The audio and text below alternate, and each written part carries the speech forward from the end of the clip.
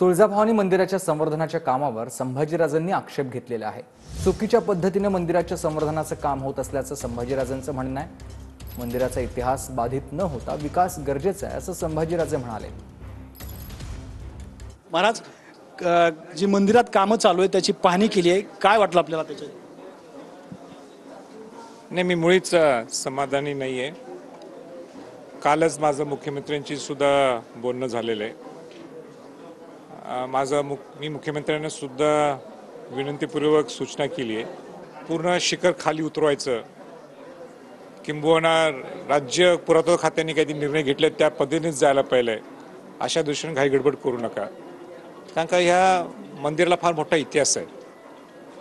प्राचीनता नुसती नाही आहे तर ही शक्तीपीठ आहे, आणि कुठली एवढा मोठा निर्णय घेत असताना, संवर्धन जतन करत असताना तुम्ही केंद्रीय पुरातत्व खात्याच्या लोकांना सुद्धा इथं बोलवावं, त्यांना विनंती करावी, अशी माझी मुख्यमंत्र्यांसोबत सूचना आहे।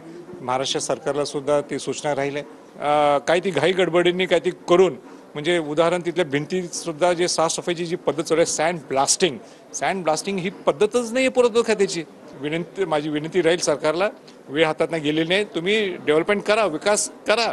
विकास सगळ्यांनाच पाहिजे आहे, पण प्राचीनता न घालवता हे सगळं होणं गरजेचं आहे। कॅमेरामॅन अमित आडेसह मी श्रीराम क्षीरसागर, TV9 मराठी, धाराशिव, तुळजापूर।